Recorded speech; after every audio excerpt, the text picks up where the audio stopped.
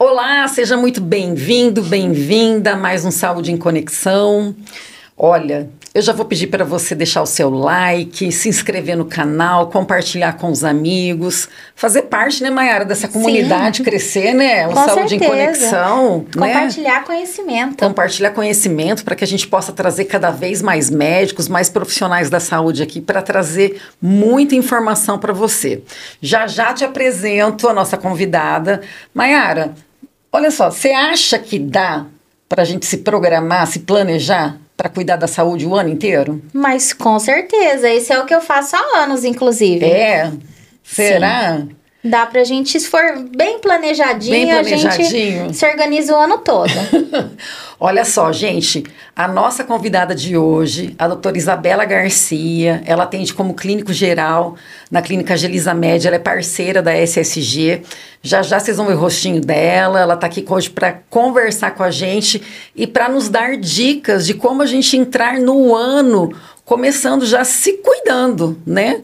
Dicas aí que são essenciais. Então, já fica aqui com a gente, fica até o final, compartilha com seus amigos, dá esse likezinho. Doutora, muito obrigada. Boa noite, eu que agradeço o convite. Que bom que veio. Doutora, tem como a gente se planejar e fazer isso desde o início do ano? Dizem que a vida começa depois que o carnaval passa, né? E já passou. Já passou. Já começou, com certeza. Tem como a gente se planejar totalmente. Eu sempre falo que, na verdade, a hora certa de começar é agora. É a hora que você decide que agora vai.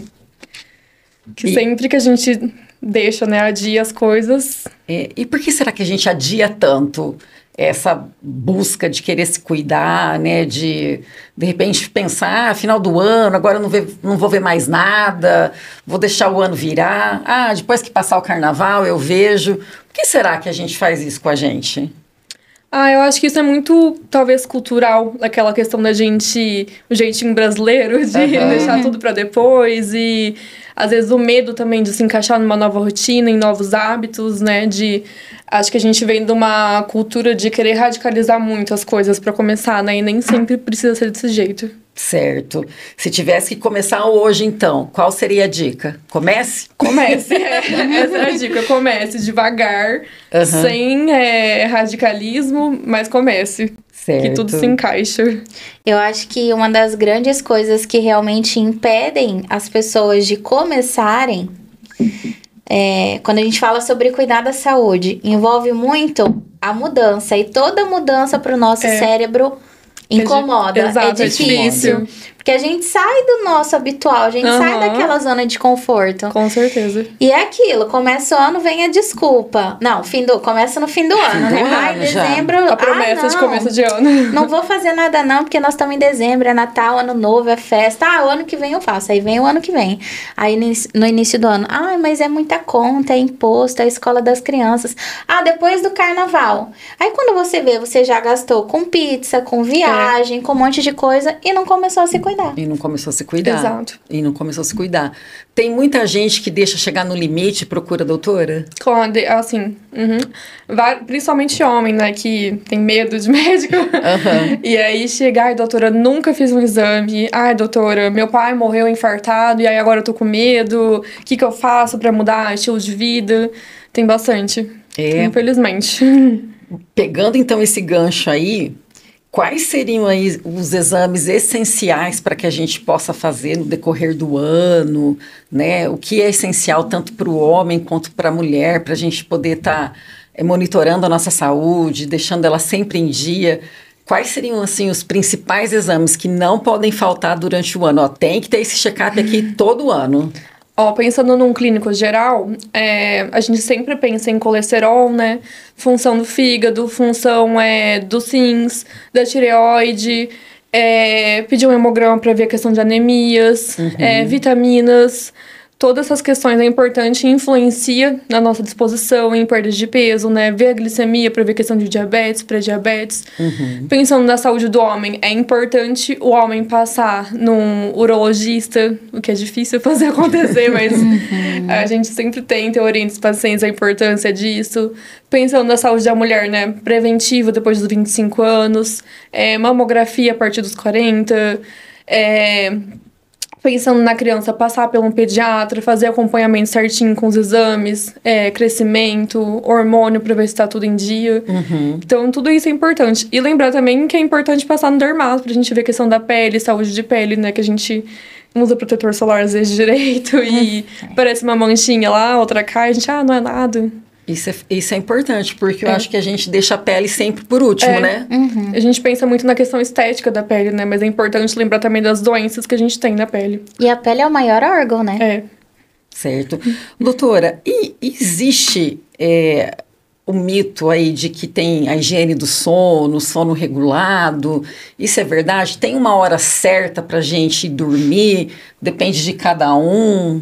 Né? Tem um horário específico para a gente dormir? Essa questão do uso de telas realmente tem um horário para a gente parar? Sim. Uns dizem que são 2 horas antes, meia hora antes de dormir. Sim, as telas, infelizmente, assim, apesar da tecnologia ser uma aliada nossa, né? Ela atrapalha a gente em alguns momentos. E a higiene do sono tem muita relação com isso, né? O nosso sono é muito dependente da questão da luminosidade, produção da nossa melatonina, né? Então, a gente ficar ali focada nas telas e com aquela luz no nosso rosto, por mais que a gente tá com a luz apagada, que a gente faz muito, né? Apaga a luz, deita e liga o celular, fica lá mexendo. E aí fica aquele estímulo no nosso rosto, né? E isso faz com que o nosso cérebro não desligue. Então, o que é importante na higiene do sono? 1 hora antes, pelo menos, a gente desligar a tela, desligar a TV, ficar num ambiente calmo, escuro, sem barulho e tentar relaxar. E a luz amarela também ajuda, né? Ajuda. Porque hoje a gente tem até mesmo uma questão de estética, para produzir mais e para o ambiente ficar mais bonito e deixar muita luz branca. E aí a luz amarela também nos ajuda a voltar um pouquinho nos primórdios e dar aquela acalmada aí na mente. Até que a luz amarela é muito utilizada para ambientes mais aconchegantes, né? As arquitetas falam, e tem muita relação com isso mesmo. Traz, acho que essa sensação de acolhimento, né? De aconchego, né? E aí, se eu tô lá usando meu celular, usei o dia inteiro e, agora eu vou ver aqui os reels do Instagram, vou ver isso, vou ver aquilo.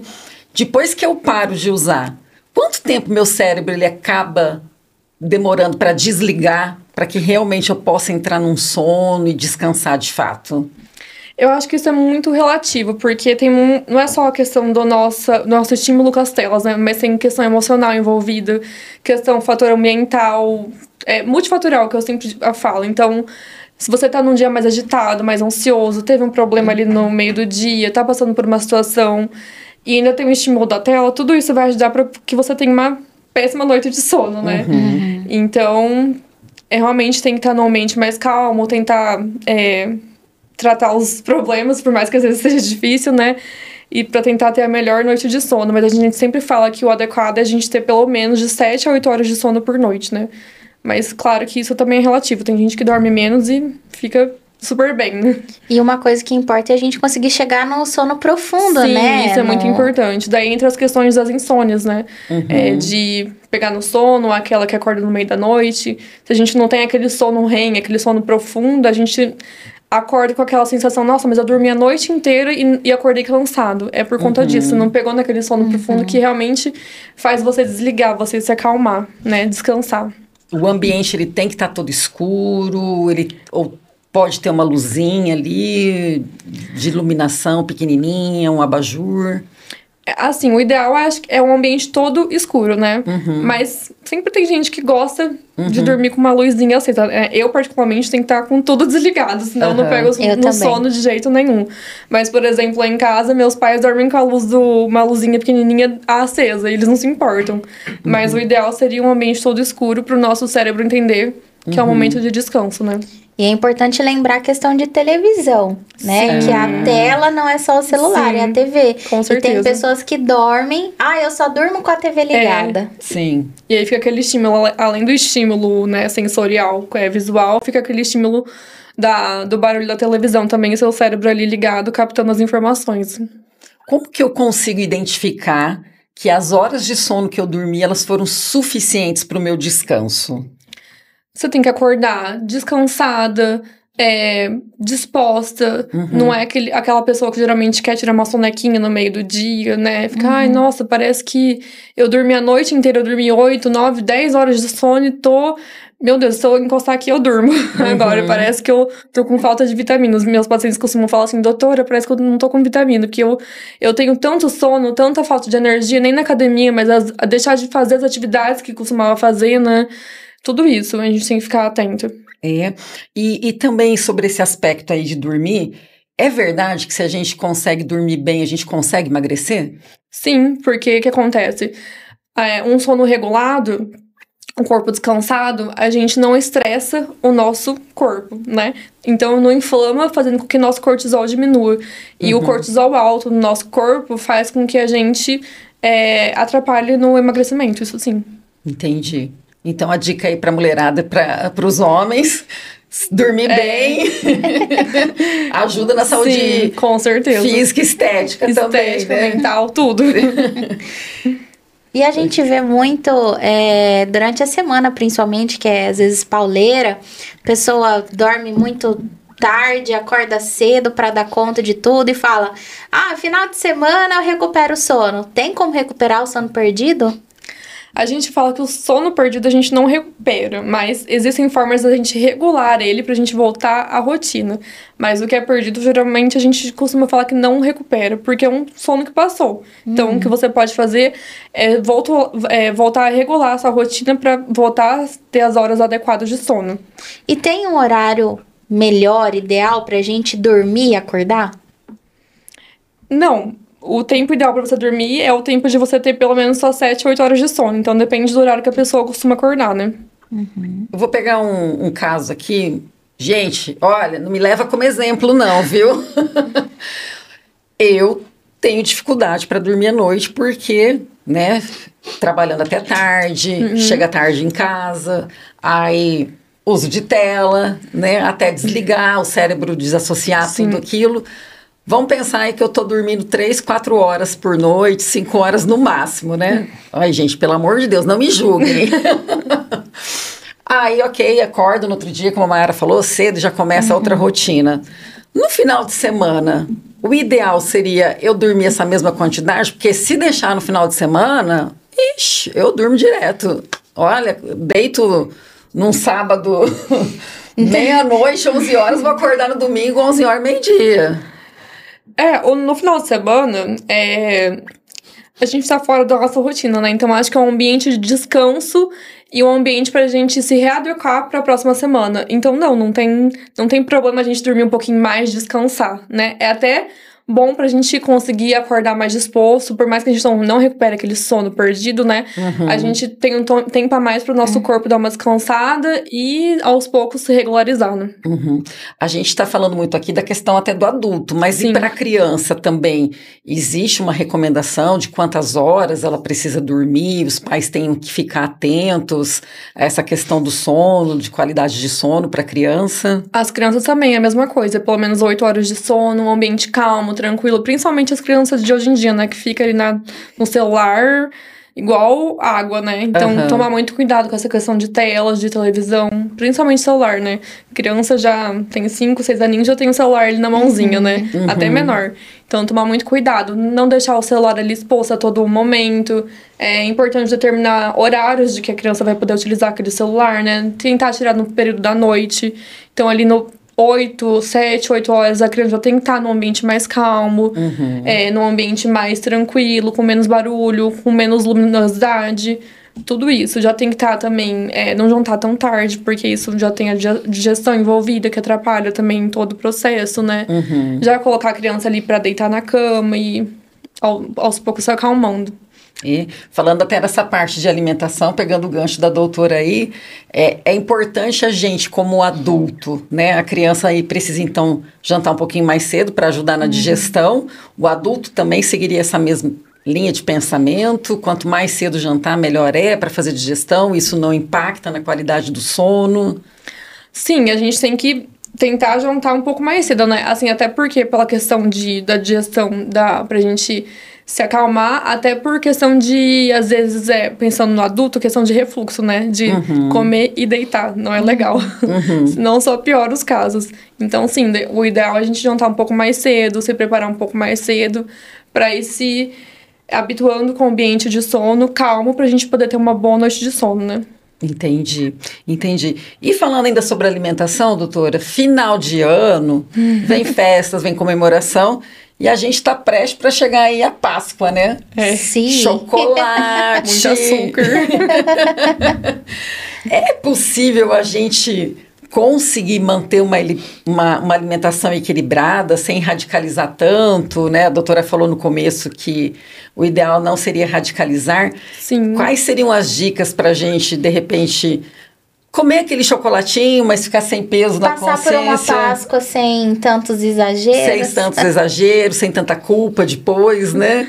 Eu acho que o segredo tá justamente no radicalizar, porque o que acontece? A gente fica sempre naquela, né? Tem a questão da quaresma, né? Que tem uma questão religiosa envolvida, mas às vezes a gente fala, nossa, eu vou ficar sem comer doce até lá, ou nossa, eu vou ficar tantos dias guardando pra Páscoa, não sei o quê. Só que daí chega na Páscoa a gente quer comer de tudo, né? Então a gente tem que tomar cuidado com essa questão, porque a gente tem que começar a dieta. Você quer começar um estilo de vida novo? Começa agora, mas começa aos poucos, sabe? Acho que tudo que é radical, que é o extremo, dura pouco. Porque a gente não aguenta, né? Nossa mente não aguenta, nosso corpo não aguenta. E isso faz com que a nossa estilo de vida mudado não vai à frente. Então, eu sempre falo para os meus pacientes, principalmente paciente que tá ali na faixa de pré-diabético, diabético, que é difícil ter uma mudança de estilo de vida tão radical, né? Do dia pra noite. Então, eu falo, principalmente pré-diabético, né? Não é pra você deixar de comer o seu docinho ou comer uma massa, né? Um pãozinho, alguma coisa, mas diminua as quantidades. E vai diminuindo aos poucos, até que vai uma hora, você vai perceber que você tá comendo só no final de semana, só ali de vez em quando. E isso vai passar a ser natural dentro da rotina, né? Porque se, nossa, eu vou do nada parar de comer doce, parar de comer tudo que engorda, ficar 15, 2, 3 meses sem comer. Aí na hora que você vai comer, você quer comer tudo que vem pela frente. E isso que a gente tem que tomar cuidado. Acaba abusando, né? Uma pessoa pré-diabética, doutora, ela tem que estar com a glicose, o exame de glicemia, em quanto? A gente sempre vê pela glicemia glicada, tá? Então, de 5,7 a 6,5, a gente fala com uma paciente pré-diabética. E abaixo disso é uma paciente que não é pré-diabética, é normal, né? Então, a gente tem que sempre tomar cuidado.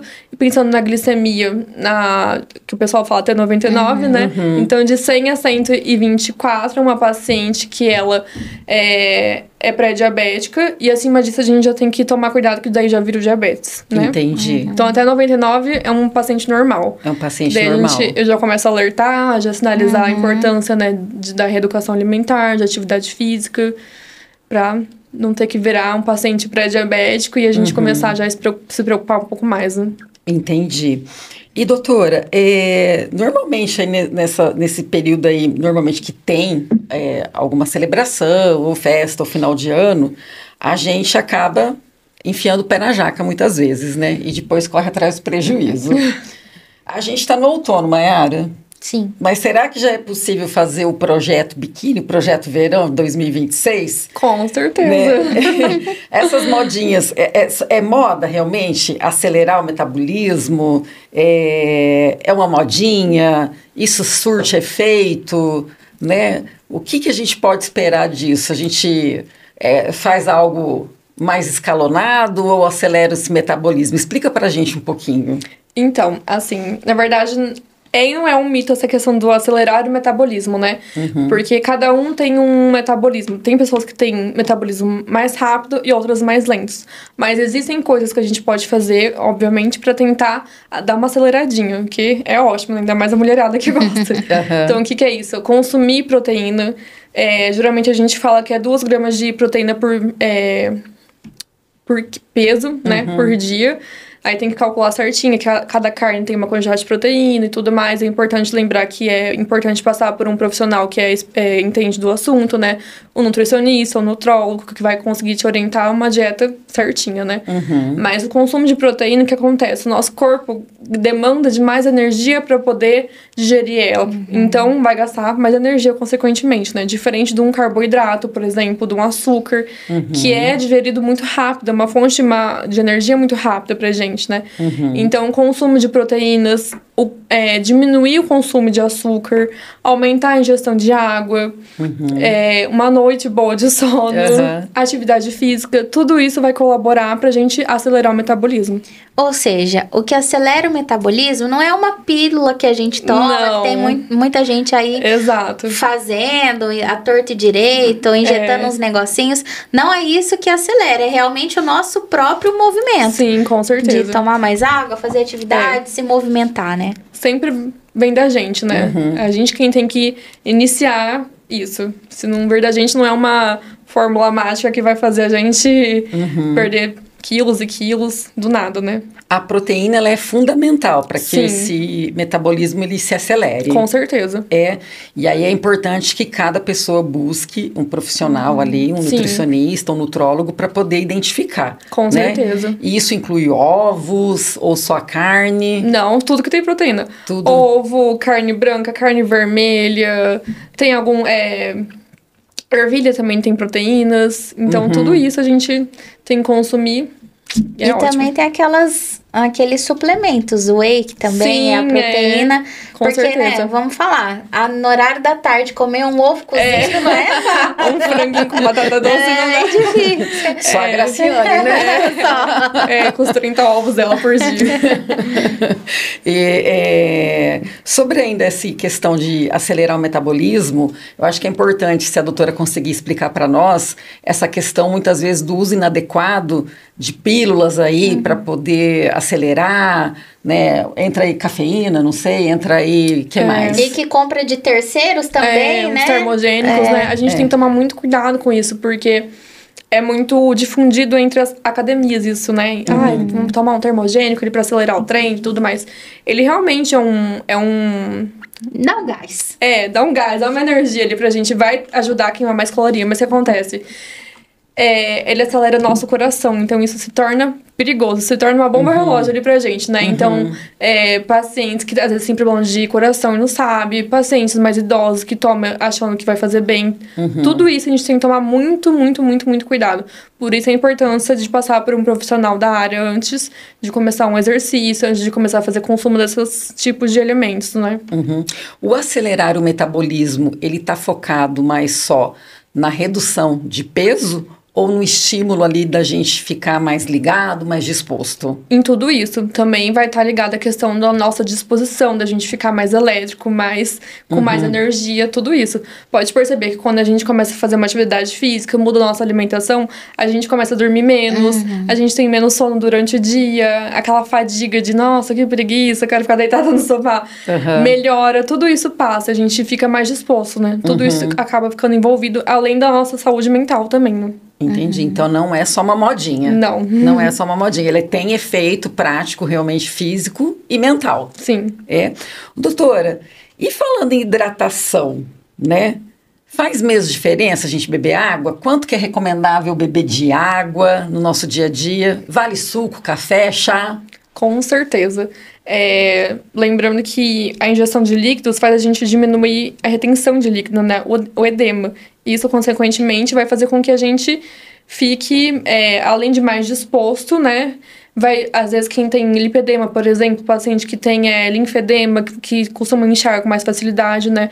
Vai ajudar a reduzir sintomas de dor, de inchaço no final do dia. A nossa disposição, né? Aquele sintoma de fadiga também. A hidratação do nosso corpo, que é muito importante, né? E isso faz com que, quando a gente tá desidratado, né? Fica mais cansado, tem mais dor de cabeça, tudo isso. Então, é importante. E sim, os líquidos em si incluem tudo, né? É importante a gente lembrar que a gente tem que tomar mais água do que outras coisas. Mas, assim, suco natural, todas essas coisas se envolvem. Agora, café, a gente tem que lembrar que não é muito adequado a gente consumir muito ao longo do dia, né? Então, uma pequena xícara ali pela manhã. Não tomar no final do dia também, pra não atrapalhar o sono, é importante lembrar isso. E refrigerante, né? Não vamos colocar nessa conta de líquidos, porque aí não seria muito saudável, né? Deixar o refrigerante mais ali pro final de semana. Nem o zero. Melhor deixar, mas pro final de semana, né? Certo. E tem alguma quantidade específica de litro, né, para cada um? A gente fala que no adulto, aquele adulto que não pratica uma atividade física com uma certa, assim, tipo, por exemplo, uma pessoa que vai todos os dias à academia ou que corre e tudo mais, o adequado é pelo menos 35 ml de água por quilo por dia. Aí tem que fazer a continha cada um, o seu. E é aquela pessoa que, nossa, vou na academia todos os dias, corro, não sei o quê. O adequado é pelo menos 50 ml de água por quilo por dia. Entendi. E para as crianças, doutora? Uma criança, adolescente, faz o mesmo cálculo também? O cálculo da criança é um pouco menor. Aí vai depender da idade, né? Do peso da criança. Aí cada idade tem uma quantidade adequada, né? Criança a gente sempre toma mais cuidado, porque tem que calcular tudo muito bem calculado, porque é um ser humaninho mais frágil, né? Doutora, você falou de lipedema e linfedema. A doutora pode explicar a diferença de cada um pra gente? Porque hoje muito se fala em lipedema, né? O que acontece? O lipedema é aquele acúmulo de gordura, né? Aí, geralmente, se acumula em região de quadril, de membro inferior, mas também temos alguns casos que pode se acumular em membro superior, mais na região de abdômen, né? Vai depender muito da genética do paciente, mas geralmente a gente se fala muito em lipedema em região de perna, né? Principalmente em coxa, bumbum, que incomoda muitas mulheres hoje em dia, né? Agora, o linfedema é a questão do inchaço, do edema mesmo nas pernas, que pode acontecer tanto também nos membros superiores quanto nos inferiores. Que é como se fosse uma deficiência na hora do nosso sistema linfático conseguir drenar todo esse edema do nosso corpo ao longo do dia. Isso faz com que a gente retenha mais líquido, principalmente ao final do dia. E tanto um quanto o outro pode gerar dor na gente, né? Mais cansaço, tudo isso. Hoje o lipedema, ele tem tratamento? Tem tratamento. Hoje, normalmente, acaba sendo vascular que trata o lipedema ou é uma complexidade aí de médicos, de profissionais? A gente sempre fala que envolve vários profissionais, né? Porque o tratamento do lipedema envolve atividade física, envolve mudança de alimentação, né? Em alguns casos, principalmente por questão estética, mas quando o caso já é muito avançado, gera muita dor e alguns outros sintomas, envolve cirurgias, né? Então, é uma equipe multiprofissional que envolve para o tratamento adequado. Entendi. Porque hoje muito se fala, né, de lipedema. Eu não sei se vocês já viram, vendem até calça para poder ajudar. A calça, ela ajuda realmente? A meia, ela ajuda no tratamento do lipedema? Ou é uma enganação aí para quem está buscando ajuda para tratar essa condição? É que assim, o que vai fazer essa calça e a meia elástica? É a mesma coisa da questão da meia elástica para usar quem tem varizes. Ela vai drenar ali o seu corpo. Então, vai fazer com que fique menos inchado, vai gerar, às vezes, paciente que tem um pouco de dor por conta da doença, vai ter um pouco menos de dor, mas não é um tratamento, né? Ela só vai ajudar um pouco a amenizar os sintomas, mas não é tratamento. Não é o tratamento. Doutora, a gente falou um pouquinho antes a respeito dos exames, mas qual seria a sua listinha para o homem e a sua listinha para a mulher de médicos que não podem faltar no decorrer do ano para que a gente busque ajuda, para que a gente mantenha os nossos exames e as nossas rotinas em dia? Um clínico geral, pra gente poder fazer aquele geralzão, né, de exames e tudo mais. Mas, assim, eu sempre gosto também de pedir exame de coração pros meus pacientes, eu sempre acabo englobando com tudo. Mas aquele paciente que já tem acompanhamento com o seu cardiologista, é importante passar com ele para fazer o teste ergométrico, um ecocardiograma, um eletro, para ver como tá a função do coração, né, ver a questão da hipertensão também, para ver se tá adequada. Isso é um problema meus pacientes, eu sempre foge dessa questão de controle da pressão. E eu sempre sou bem incisiva de lembrar a importância de fazer o controle da pressão de que paciente que já é hipertenso, para ver se a medicação está funcionando adequadamente, né? E é realmente bem difícil conseguir manter esses pacientes, assim, com uma rotina adequada. Pensando no homem ainda, é importante lembrar eles de passar no urologista, né, para fazer o exame da próstata, que é muito difícil também, né, pela nossa cultura, né. A mulher de passar no ginecologista para fazer um preventivo, a mamografia adequadamente, né. Lembrando que é importante a mulher se tocar em casa, né, as mamas, fazer aquele autoexame das mamas para ver se tem alguma nodulação. E dermatologista pra gente ver a saúde da nossa pele, que é importante também, muito importante, que é uma coisa que a gente acaba esquecendo muito, na verdade, no nosso dia a dia, né? A gente pensa muito na dermatologia, na questão estética, mas a gente esquece dos cânceres de pele, né? Então, lembrar a importância do uso do filtro solar, que a gente acaba relaxando, né? E, não vai acontecer nada, mas é sempre importante. Passar nos pediatras, né, com as crianças. A gente acaba, às vezes, esquecendo, né? Criança que já saiu daquela rotina de ir sempre no pediatra, uma criança um pouco mais velha, né? Só acaba levando quando tá mais doentinho. Mas é importante lembrar de passar para acompanhar o crescimento adequado da criança, ver se ela tá naquela faixa adequada, né? Pacientes que às vezes são diabéticos e acompanham com endocrinologista, fazer o acompanhamento correto para ver se a medicação tá adequada, né? Um oftalmologista também, pra gente ver a saúde do nosso olho. Cada profissional entra aí numa questão de importância, aí depende da demanda do paciente, né? Aí eu acho que talvez em casa o pessoal deu aquela espantada e falou, meu Deus, como é que eu vou em tanto lugar, tanto de dinheiro que eu vou gastar? Exatamente. Eu acho que aí vale algumas dicas. Sim. Eu acho que é muito importante a gente se programar. Então, por exemplo, um mês eu vou no ginecologista. Sim, com certeza. No outro, eu vou no endócrino. No outro, eu vou no cardio. Porque aí não vai ficar pesado. Que é o que eu sempre falo. Às vezes o pessoal gasta dinheiro com muita coisa e fala, eu não tenho dinheiro pra isso, pra aquilo. Só que, na verdade, se a gente se organizar, a gente consegue. E aí vai uma dica que eu faço muito. Eu faço os exames, por exemplo, lá com endócrino. Aí, na sequência, eu já passo, por exemplo, pro ginecologista e para outro profissional. Eu não preciso refazer o exame, a não ser que tenha alguma coisa muito específica, né? Daqui um mês tem que verificar. Mas você consegue aproveitar o exame. Então, o mesmo exame que você fez ali, você já vai aproveitar nos próximos meses com os profissionais. Agora, o pessoal faz o exame em janeiro, aí vai em dezembro e quer aproveitar o mesmo exame. É isso que eu ia falar. Se eu coleto um exame em janeiro, ele tem uma validade aí para ver o meu perfil. Pegando essa dica da Mayara, gente, que a Mayara sempre dá essa dica, é super importante. Aproveita, vai no médico. Passou lá na doutora Isabela, ela vai pedir lá os exames essenciais. Aí a doutora viu que deu lá um colesterol alterado, né? Um colesterol alterado, uma glicemia muito alta, encaminha. Olha, tem que ir para o endocrinologista para a gente acompanhar, tá tendo alguma coisa errada. Quanto tempo eu tenho para aproveitar esse resultado desse meu exame para levar daí para esse outro especialista? Olha, eu sempre gosto de falar em 3 meses. Eu acho que depois disso já passa a se tornar uma realidade muito distante, né? Porque os nossos exames, principalmente pensando na glicemia, a gente calcula a estimativa dos últimos 3 meses do que a gente consumiu. Então, acho que depois disso começa a se tornar uma realidade muito distante, né? Às vezes a pessoa mudou os hábitos, mudou o estilo de vida, e aí os exames podem estar completamente diferentes, né? Então, ou piorou até. Pode estar pior, né? pode estar melhor, a gente não sabe, né? Então, a gente tem que tomar cuidado. E pensando nessa questão que você falou de se programar, para não pesar o bolso, né? É uma questão importante da gente conversar em consulta também. Eu gosto muito de perguntar para os meus pacientes. Às vezes chega o paciente com 3, 4 demandas. Ai, doutora, eu tô com isso. E aí eu penso, e agora? Eu preciso pedir isso. Aí eu sempre converso, olha, acho que o mais importante, a sua queixa principal é essa. Tudo bem eu te pedir isso?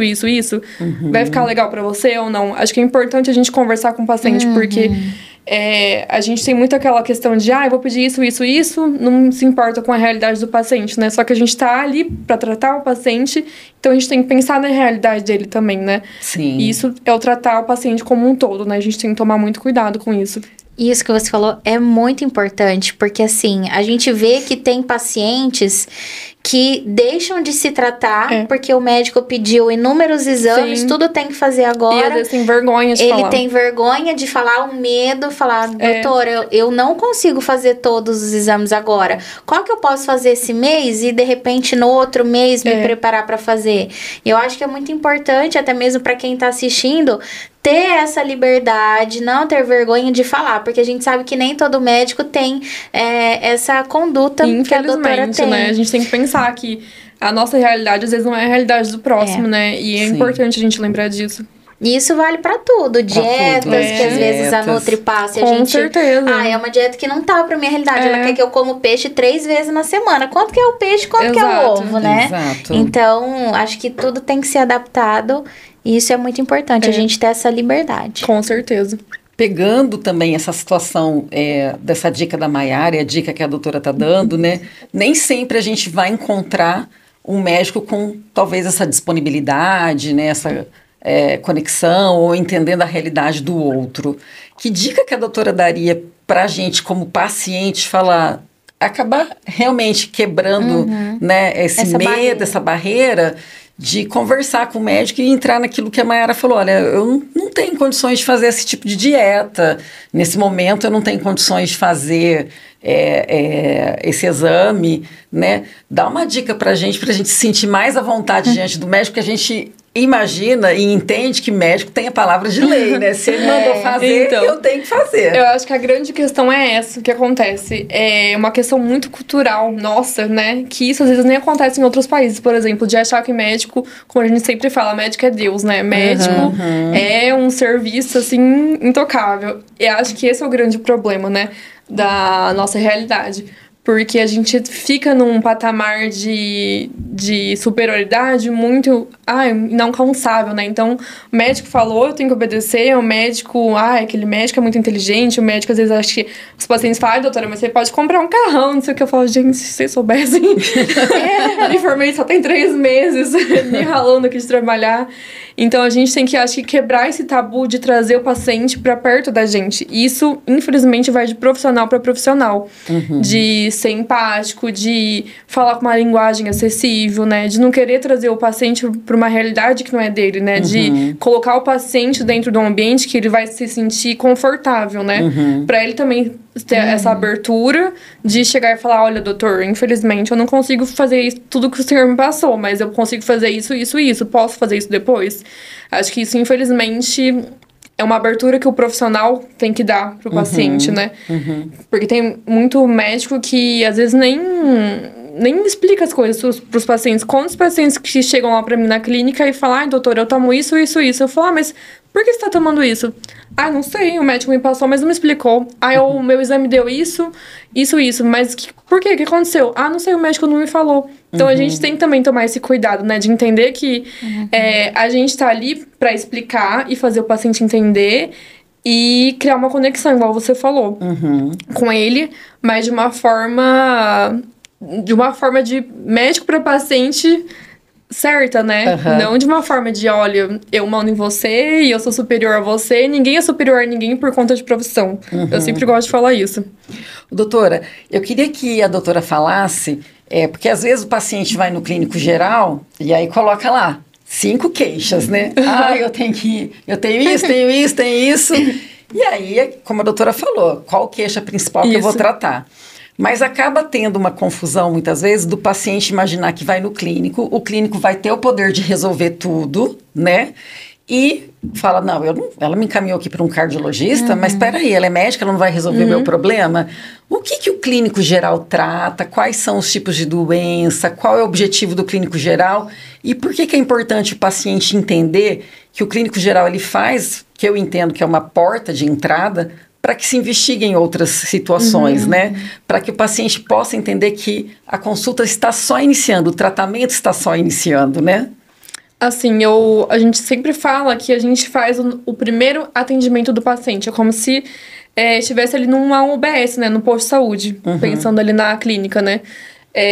A gente sai apto e capacitado da faculdade para tratar até certo ponto, né? Então, depois que passa do nosso limite como profissional generalista, a gente tem que encaminhar para o especialista. Então, por exemplo, uma hipertensão primária, um paciente que descobriu ali o diabetes, demandas simples, entre aspas, né? Vamos dizer, a gente tem obrigação de saber tratar, né? Mas quando já se começa a tratar de casos mais específicos, é importante a gente encaminhar para o especialista para ter a conduta adequada, né? Então, por exemplo, esses dias eu peguei uma paciente que eu descobri um câncer. E aí, eu tive que encaminhar a paciente, né? Daí, eu expliquei pra ela a importância de que ela tinha que passar com o especialista, que ele ia ter a conduta adequada com ela, o tratamento adequado, que aquilo ali estava fora do meu alcance e eu não ia tratar ela porque ela merecia o tratamento adequado que eu não poderia oferecer, né? Então, a gente tem que fazer o paciente entender isso. Entendi. E eu acredito, assim, que o clínico geral, ele é um profissional que a gente vai com muita dúvida, né? Porque às vezes a gente sente vários sintomas, e aí às vezes é um sintoma que tá relacionado ao coração, o outro ao inchaço. E aí você fala, gente, mas para onde eu vou? Então eu acho que o clínico geral, ele é aquele profissional que vai nos ajudar a respirar e olhar você como um todo para falar, olha, você provavelmente está com isso, então vamos fazer um tratamento interdisciplinar, né? Multidisciplinar. Isso acontece muito. Igual eu já peguei 2 casos de angina instável, que é relacionada à questão de coração, né? Paciente, doutora, uma falta de ar, uma dor no peito quando eu faço esforço, não sei o quê. Eu acho que é falta de vitamina. Aí eu explico, peço os exames do coração e tudo mais. Então, a gente acaba entrando em algumas especialidades, né? Mas a gente trata até aquilo que é no nosso alcance, né? Quando começa a passar da nossa alcance, da nossa capacidade, não capacidade, né? Mas assim, para ter realmente um tratamento adequado do paciente, a gente tem que parar e falar, opa, né? Esse paciente merece um especialista para poder tratar ele realmente de forma que ele tem que ser tratado. Assim como, de repente, tá com um zumbido no ouvido e pode ser um caso de um otorrino. Sim, exatamente. Né? Uma dor na coluna. O clínico, ele tá ali apto e capacitado para estar dando aquele primeiro atendimento e depois direcionando para as demais especialidades, né? Exatamente. Certo. O doutor, e eu acho que é importante a gente dizer, né? Clínico geral não é médico só de virose, né, doutora? Não, de jeito nenhum. É muito mais, né? Até criança eu atendo, então... Atende a partir de qual idade, doutora? Qualquer idade. Qualquer idade. Doutora, tem pequenos ajustes que a gente possa fazer no nosso dia a dia, né? Que possam gerar mudanças aí satisfatórias para a gente? Dicas simples, assim, que a doutora costuma passar para os seus pacientes no consultório, né? Olha, uma melhoria, às vezes, de tira um docinho aqui, substitui por outro.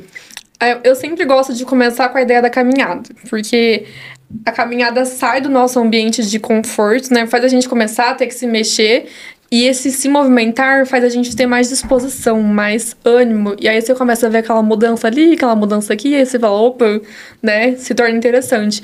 Então eu sempre falo, deixa aquele docinho, aquela comida, vontade de comer um lanchinho, alguma coisa mais pro final de semana. Tenta começar a fazer uma caminhada pelo menos 3 vezes por semana, pelo menos uma meia horinha. E aos poucos vai aumentando. Nossa, hoje eu vou fazer um pouquinho mais 10 minutos, mais 5 minutos. E quando você vê, você já gerou uma mudança tão grande na sua vida. Isso te traz um bem-estar, uma energia, uma disposição tão boa que isso acaba passando a se tornar um hábito de vida mesmo, né? E essa caminhada, inicialmente, ela pode ser de quanto tempo? 15 minutos, 30 minutos? Pelo menos 30 minutos. A gente sempre... A Sociedade Brasileira de Cardiologia mesmo fala, pelo menos 3 a 4 vezes na semana, pelo menos 30 minutos. Ô, doutor, e para quem aí tá pensando nos bastidores, em correr... daqui uns meses. Não sou eu, gente, não sou eu. E não é o João também que ajuda a gente. Para quem tá pensando aí correr 5 quilômetros aí numa maratona e que não tá se exercitando, qual é a dica inicial? Começa a se exercitar. Começa aos poucos, lembrando que aquela atividade física intensa que começa do nada pode ser até perigoso, né? Para uma pessoa que é completamente sedentária. Então, lembrar a importância de começar aos poucos e ir progredindo para não ter nenhum tipo de problema. Pensando na questão de coração, mas questão de lesão de articulação mesmo, né? Tudo isso a gente tem que pensar. Peguei no pé do Ronaldo, né, Ronaldo? Ô, doutora, e como manter, assim, a motivação ao longo do ano? Porque, de repente, eu vou lá na doutora fala, olha, você precisa emagrecer, vamos começar uma atividade física, começa com uma caminhadinha, vamos mudar seu hábito alimentar. Aí eu vou lá. Primeira semana, super empolgada. Opa, super empolgada, consegui. É meu ano. É meu ano. Agora vai. Vamos para a segunda semana, puxa vida, né? Ah, mas é só um chocolatinho. Ah, eu mereço, hoje eu mereço. Hoje eu mereço um lanchinho. Hoje Só eu de comer, mereço. amanhã eu não como, né? Como não perder a motivação? Que dica a doutora dá pra gente realmente incorporar isso como um hábito na nossa rotina, né? E entender que tá fazendo a diferença na nossa vida. Porque, às vezes, a gente começa e, de repente, aquilo se torna cansativo. Ou, de repente, hoje eu não vou caminhar porque choveu. Hoje eu não vou isso, hoje eu não vou aquilo. Que dicas que a doutora dá pra gente? Acho que a dica mais, assim, que a gente pode se apegar é sempre trazer alguém com a gente. Então, aquela amiga uma amiga parceira, vamos começar a academia, ou mãe, pai mesmo, irmão, namorado, tio, tia, primo. Sempre pega alguém pra começar com você, porque aí sempre vai ter alguém ali te cutucando, te incentivando. E tentar trazer essa mudança de estilo de vida mesmo pra dentro de casa, né? Porque... é igual meu pai é um docinho. Aí, às vezes eu tô ali focada no meu dia a dia, naquela dieta, e meu pai com aqueles docinhos, falo, pai, pelo amor de Deus. Guarda o docinho. Porque você vê aquele doce, aquela comida que você gosta, você vai ter vontade de comer, né? Sim. Então é importante também, quem tá ao seu redor, tentar buscar essa mudança de estilo de vida pra te incentivar e pra conseguir te motivar e manter naquele foco que você quer, né? Naquele foco, porque... se sozinha a gente vai, imagina acompanhado, a gente vai mais então, longe, né? Exato, com certeza. Mas e para aquela pessoa que não tem amiga, não tem a colega, o marido não quer ir, a amiga não quer ir, doutora, como se motivar? Aí é força de vontade. Aí a gente tem que buscar, acho que, um foco mesmo e determinação. Porque, às vezes, é difícil, né? Tem dias que a gente tá mais desanimada, mesmo é normal. Faz parte da vida, né? Então, acho que é a determinação e o foco mesmo em querer uma mudança pra vida mesmo. E os pacientes que a doutora costuma atender, costumam ter resultados positivos dessa mudança? São muito resistentes? Assim, depende muito da faixa etária, né? Pacientes um pouco mais velhos é mais difícil. Então, eles ficam, vou tentar. Alguns até vão. Doutora, eu comecei a fazer caminhada, nossa, tá sendo ótimo, tô gostando, tô mais disposta. Quando o paciente mais jovem já é mais fácil, né? Porque já tem aquela cultura, aquele hábito de querer ir na academia, né? De ter um corpo bonito e tudo mais. Então, acaba se tornando um pouco mais fácil, né? Mas é tudo questão de hábitos que acho que a gente pode encaixar na nossa rotina, né? Então... A gente não colocou aqui, mas agora me vem à cabeça. Consumo de cigarro e bebidas alcoólicas, né? O que dá pra gente fazer para diminuir isso? Isso afeta realmente a nossa rotina, nosso dia a dia, atrapalha aí nessa busca de vida saudável? Com certeza, né? O que acontece? O cigarro, principalmente, né? A questão do nosso pulmão, principalmente futuramente, né? A gente fala muito dos vapes também hoje em dia, né? Que, infelizmente, criança, né? De 14, 15 anos já fumando, achando que não é nada, mas às vezes se torna pior do que um cigarro, porque você vai fumando, aquilo lá não tem cheiro, às vezes tem sabor e tudo mais, quando você foi ver, você fumou mais que um cigarro, né? Então, tomar cuidado, porque daí futuramente pode ter uma DPOC, pode ter um enfisema, tudo isso decorrido de cigarro. Pode ter problema de estômago também.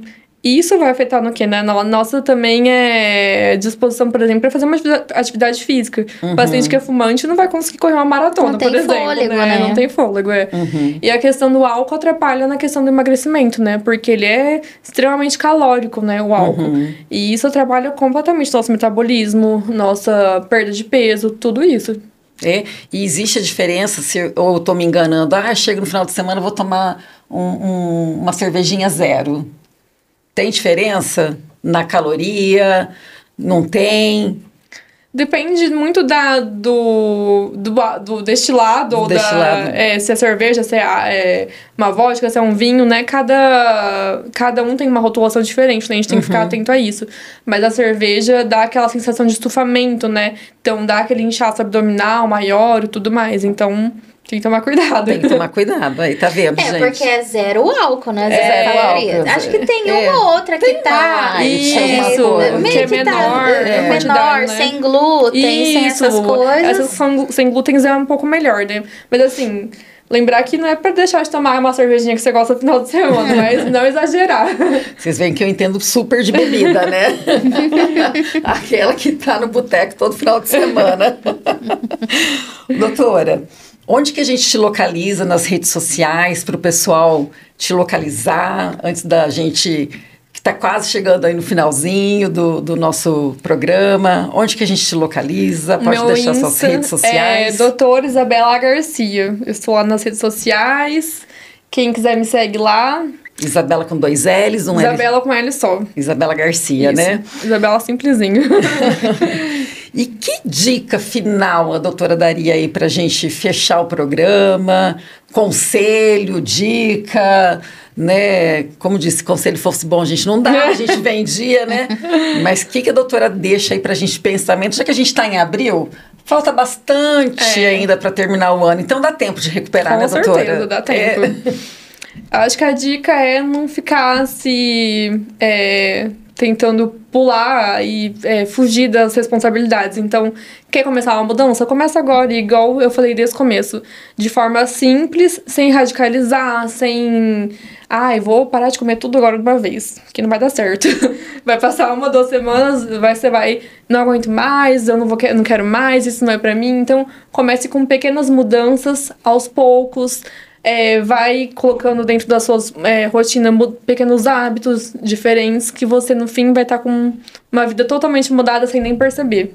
E é importante sempre ter o acompanhamento médico, né, doutora? Com certeza, lembrando disso. Sempre ter o acompanhamento médico. Eu acho que é isso, né? Acho que é isso.